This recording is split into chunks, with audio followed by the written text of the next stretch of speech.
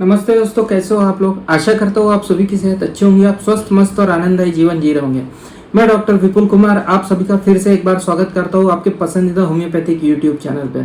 दोस्तों, आज हम बात करने वाले हैं हमारे पेशाब में होने वाली गड़बड़ी के बारे में, क्योंकि पेशाब के अंदर यदि कुछ गड़बड़ी पाई जाती है तो इसका सीधा सीधा लक्षण हो सकता है कि आपकी किडनी में कुछ न कुछ गड़बड़ हो।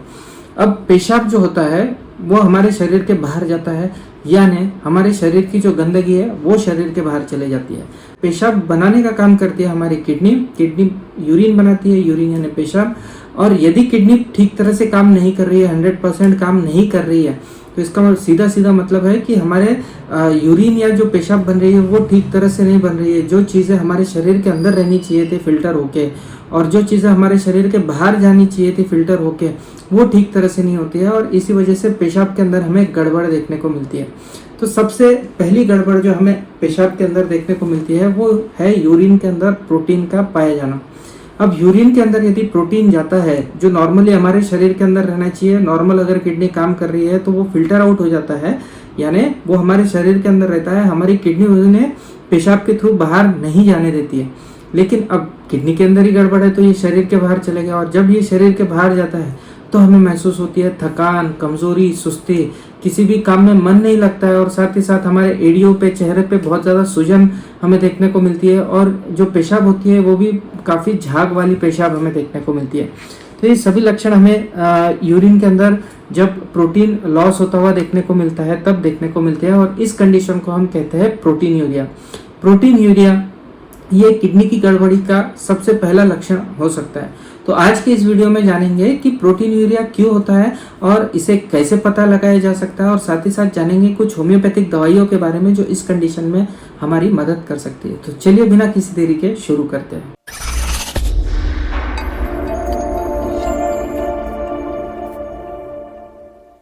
दोस्तों, ऊपर वाले ने, ईश्वर ने हमारा शरीर भी क्या खूब बनाया है।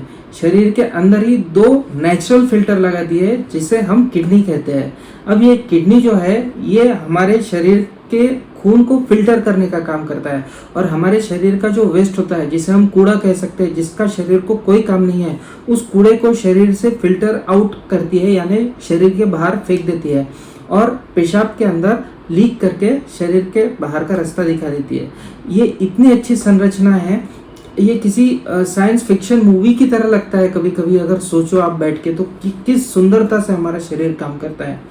अब नॉर्मली जैसा मैंने पहले ही बताया, ये जब फिल्ट्रेशन प्रोसेस होता है तब प्रोटीन के जो मॉलिक्यूल्स होते हैं वो शरीर के बाहर नहीं आ सकते, फिल्टर के उस तरफ नहीं जा पाते। इसीलिए शरीर में से जब पेशाब निकलता है तो उसके अंदर प्रोटीन की मात्रा ट्रेसेस में हमें कहीं कहीं देखने को मिल सकती है। ज्यादातर केसेस में हमें नील देखने को मिलेंगी यदि आपका किडनी नॉर्मल है। यदि ज्यादा प्रोटीन का लीकेज हमें देखने को मिलता है तो इसे हम प्रोटीन यूरिया कहते हैं, और ये थोड़ी सी सीरियस कंडीशन हो सकती है। तो चलिए जानते हैं इसके कारणों के बारे में। सबसे पहले तो यदि किसी को डायबिटीज है, शुगर की बीमारी है, और यदि उनका बीपी हाई रहता है तो ऐसे लोगों के अंदर हमें यूरिन के अंदर प्रोटीन जाता हुआ देखने को मिलता है। और ये अगर हमें देखने को मिलता है कि यूरिन के अंदर प्रोटीन जा रहा है, और यदि हम चेक करते हैं बीपी बढ़ा हुआ है, शुगर है, तो ये अर्ली साइन है कि उन्हें अर्ली किडनी डिजीज हुआ है। पहला लक्षण है कि उन्हें किडनी के अंदर कुछ ना कुछ गड़बड़ हुई है। तो ऐसे लोगों को चाहिए कि वो उनके बीपी और शुगर को बहुत अच्छी तरह से मॉनिटर करें और कंट्रोल करें, ताकि आगे ये बीमारी ना बढ़े और किडनी जो है हमारी सही सलामत रहे और अच्छी तरह से काम करे। दूसरा इसका कारण हो सकता है गर्भावस्था में। गर्भावस्था में कई बार हमें प्रोटीन यूरिया होता हुआ देखने को मिलता है। अमूमन चौथे पांचवें महीने के अंदर बहुत ज्यादा प्रोटीन लॉस कुछ महिलाओं के अंदर गर्भावस्था के दौरान हमें होता हुआ देखने को मिलता है। इस कंडीशन को मेडिकली हम कहते हैं प्री इक्लेम्शिया। बहुत ही खतरनाक कंडीशन होती है, इसमें जच्चा बच्चा दोनों की जान को खतरा होता है, बहुत ही घातक कंडीशन होती है, और इसका कंट्रोल बहुत ज़्यादा ज़रूरी होता है। इसीलिए प्रेगनेंसी के दौरान चौथे पांचवें महीने के बाद में यूरिन का जो टेस्ट होता है वो करना काफ़ी आवश्यक हो जाता है, जिससे अर्ली अगर हमें पता चल जाता है कि प्रोटीन लॉस हो रहा है तो उसके ऊपर हम उपाय योजना कर सकते हैं और प्री इक्लेम्शिया को रोक सकते हैं। अब इसका तीसरा कारण होता है नेफ्रोटिक सिंड्रोम। नेफ्रोटिक सिंड्रोम एक किडनी की ही बीमारी होती है, और इसमें जो है प्रोटीन का लॉस जो होता है वो बहुत ज़्यादा प्रमाण में हमें देखने को मिलता है। कितना ज़्यादा? रोज़ 3.5 ग्राम से भी ज़्यादा प्रोटीन का लॉस हमें हमारे शरीर से होता हुआ देखने को मिलता है। हाँ, इतना ज़्यादा प्रोटीन का लॉस हमें देखने को मिलता है। अब नेफ्रोटिक सिंड्रोम यदि बच्चों के अंदर हुआ तो ये काफ़ी आसानी से और जल्दी ठीक हो जाता है, तो बच्चों के अंदर बहुत ज़्यादा घबराने वाली बात नहीं होती है। लेकिन यदि नेफ्रोटिक सिंड्रोम बड़ों के अंदर होता है तो ये थोड़ा सा कॉम्प्लिकेटेड मैटर हो जाता है और बड़ों के अंदर इसे कंट्रोल कर पाना काफ़ी डिफिकल्ट होता है और इसकी जो ट्रीटमेंट है ये भी थोड़े लंबे समय तक चलती है। ठीक करने के लिए इसे काफ़ी समय लग जाता है। ऊपरा ऊपरी देखें तो ये 3 मेन कारण हमें प्रोटीन यूरिया के देखने को मिल सकते हैं। अब कौन कौन सी जांच हम करा सकते हैं जिससे हमें पता लगे कि हमारे शरीर में से प्रोटीन जा रहा है या नहीं जा रहा है? तो एक साधारण सी यूरिन रूटीन जो टेस्ट होती है वो टेस्ट हम करा सकते हैं। उसमें +1, +2 या +3 मार्कर हमें प्रोटीन लॉस का देखने को मिल सकता है। तो इसे हमें नज़रअंदाज नहीं करना है। इससे हमें ख्याल में आता है कि हाँ, पेशाब के अंदर प्रोटीन का लॉस हो रहा है। ट्रेसेस भी यदि लिखे हैं और आप उसको नज़रअंदाज कर रहे हैं तो ये भी गलत होगा। ट्रेसेस में भी प्रोटीन का लॉस नहीं होना चाहिए। ट्रेसेस के को भी इग्नोर हमें नहीं करना चाहिए। यदि आप आपके चिकित्सक को दिखा रहे हैं और वो ट्रेसेस को इग्नोर कर रहे हैं तो उन्हें भी ध्यान में ला के दीजिए, बताइए कि प्रोटीन का लॉस हो रहा है और मुझे इसकी ट्रीटमेंट कराना है ताकि ये बीमारी आगे ना बढ़े। इसके अलावा हम 24 घंटे के लिए यूरिन प्रोटीन और क्रिएटिनिन रेशो की स्टडी कर सकते हैं। 24 hours urine protein creatinine ratio की स्टडी कर सकते हैं।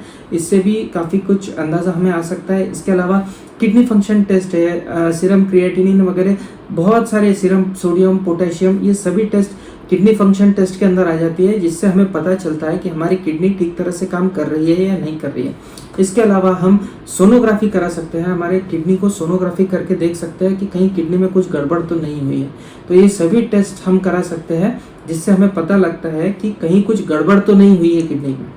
अब बात करते हैं होम्योपैथी में वो कौन सी मेडिसिन है जो इसमें दी जा सकती है।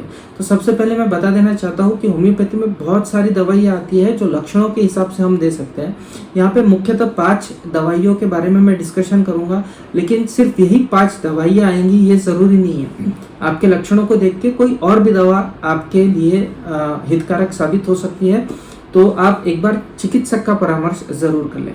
तो सबसे पहली दवा जो हम देते हैं प्रेगनेंसी के दौरान, यदि अल्ब्यूमिनस नेफ्राइटिस किसी को हो जाता है, कोई माँ को कोई गर्भावस्था के दौरान यदि अल्ब्यूमिन बहुत ज़्यादा जा रहा है, पेशाब में नेफ्राइटिस हो गया है, तो मर्क-कॉर 30 ये दवा बहुत अच्छी तरह से काम करती है। मर्क-कॉर 30 के आपको 2-2 बूंदे सुबह शाम उस औरत को देना चाहिए और आप देखेंगे कि कुछ ही दिनों में उनका जो अल्ब्यूमिनस नेफ्राइटिस है वो काफ़ी अच्छी तरह से हमें कंट्रोल होता हुआ देखने को मिलेगा। इसकी दूसरी दवा है टेरेबिंथिना।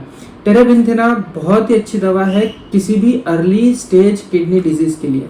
जैसे आपको शुगर हुआ है, बीपी हाई है और जस्ट हमें डिटेक्ट हुआ है कि प्रोटीन लॉस यूरिन से हो रहा है, तो आप टेरेबिंथिना स्टार्ट कर सकते हैं। अर्ली स्टेजेस में किडनी की बीमारियों के लिए कोई भी दवा इस दवा का हाथ नहीं पकड़ती है।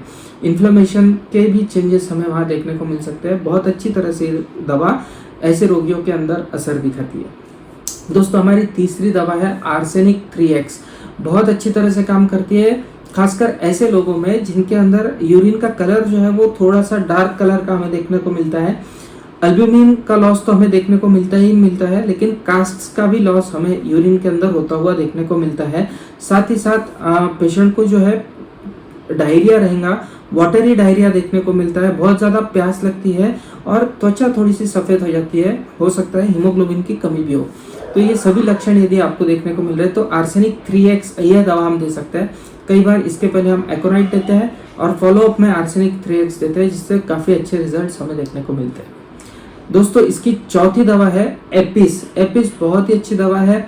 जब भी बहुत चेहरे पे सूजन आ जाती हो, पूरे शरीर के ऊपर सूजन आ जाती हो, हाथों पे, पैरों पे, चेहरे पे स्वेलिंग आ जाती हो और साथ ही साथ पेशाब कम हो जाती हो, पेशाब का फ्रीक्वेंसी तो बढ़ जाती है, बार बार पेशाब जाना पड़ रहा है, लेकिन हर बार पेशाब थोड़ी थोड़ी यदि रोगी को हो रही होती है, तो ऐसे रोगियों के अंदर हम एपिसमेल यह दवा दे सकते हैं। एपिसमेल भी 30 पोटेंसी में हमें देनी चाहिए और इसकी भी 2-2 बूंदे सुबह दोपहर शाम पेशेंट को कंटिन्यूसली हम दे सकते हैं।